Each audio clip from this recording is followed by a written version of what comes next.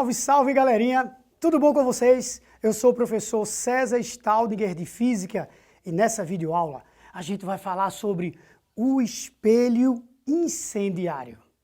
Prof, o senhor vai falar de espelho incendiário?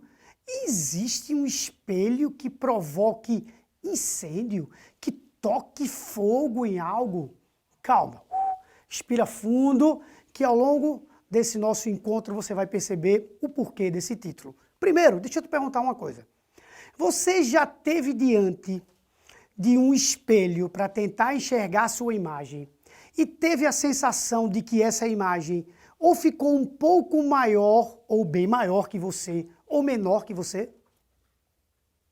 Já, não é? Por exemplo, quando você vai, caso você já tenha ido a uma óptica, inclusive essa parte da física que nós estamos trabalhando também se chama óptica, então você vai numa óptica para provar um óculos lá, tá?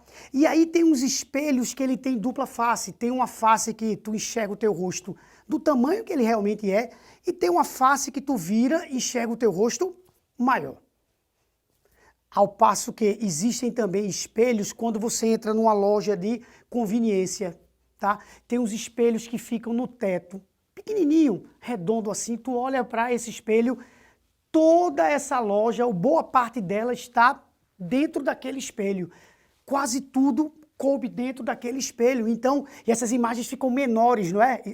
Pois é, esses espelhos eles são chamados de espelhos curvos, que podem ser espelhos côncavo ou espelhos convexos.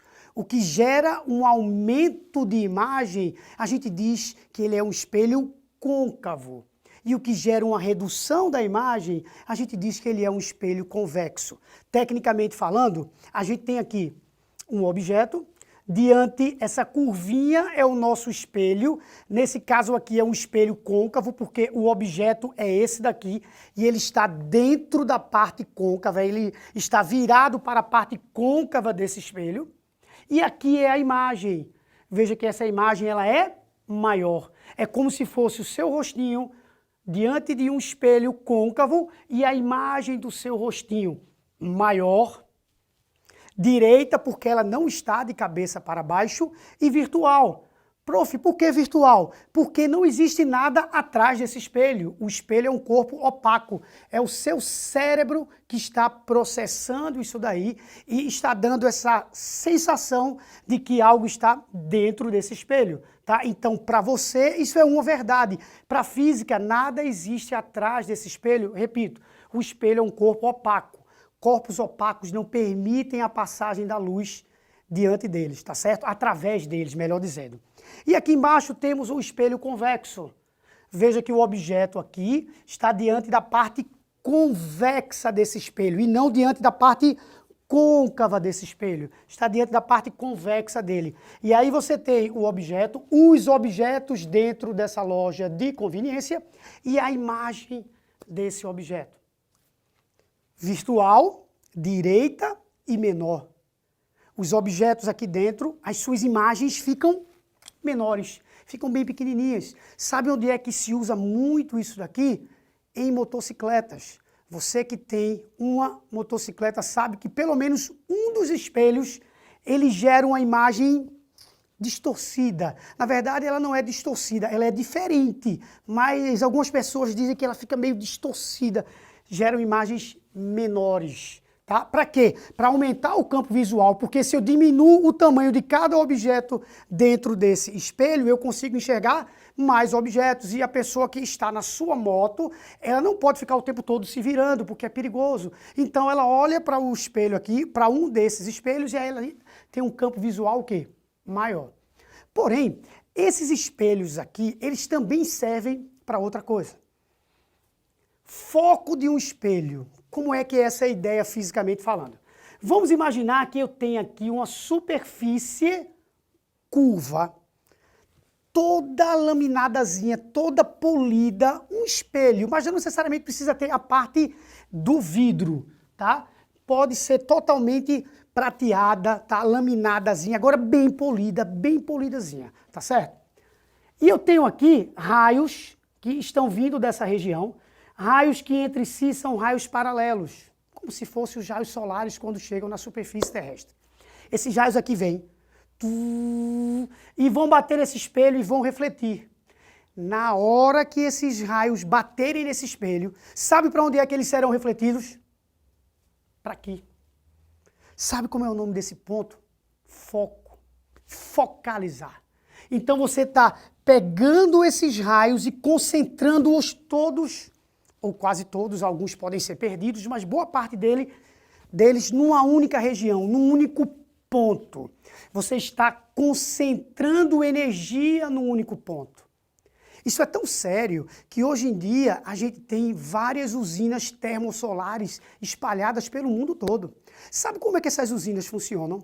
Utilizando uma fonte de energia inesgotável, que é o Sol. O Sol emite ondas, ondas transportam energia. Então, eles colocam vários espelhinhos desses assim, milhares deles, tá? E aí, eles ficam virados para o Sol, existe uma regulagem deles de acordo com o posicionamento do Sol, para sempre ficar virado para o Sol, para potencializar isso daí. Esses raios solares vêm, batem nesses espelhos e se concentram todos onde? No foco. E aí, pelo foco de todos esses espelhos, passa um cano com água.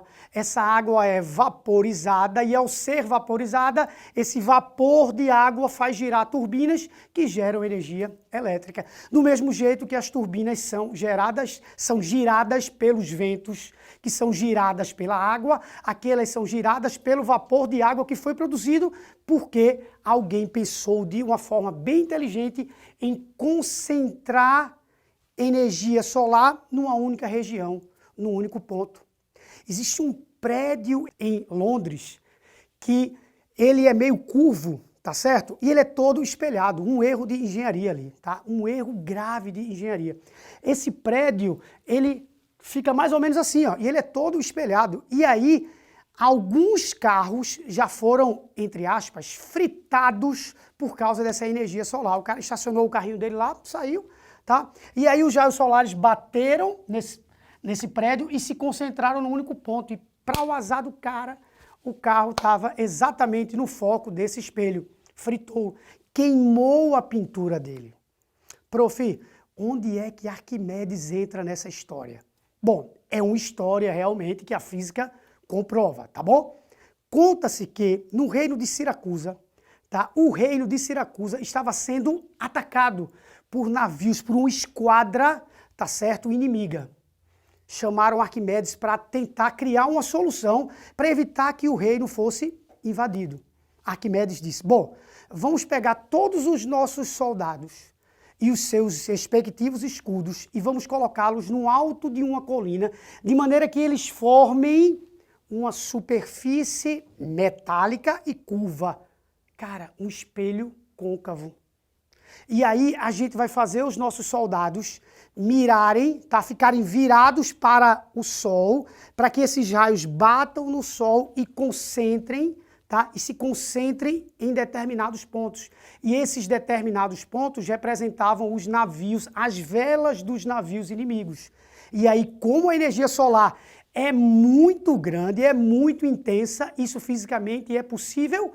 Sim. E aí a lenda conta que os navios foram incendiados por causa dessa concentração de energia solar. Está aqui o espelho incendiário. Se você em casa tiver uma antena parabólica ou na sua região, na sua comunidade existirem antenas parabólicas, elas funcionam exatamente assim. Pensa, vê se a antena parabólica não tem uma curvinha, não tem? Metálica, e tem uma caixinha que fica pendurada nessa antena assim, tá? Caixinha vermelha, azul. Essa caixinha, sabe onde é que ela tá? Exatamente, velho.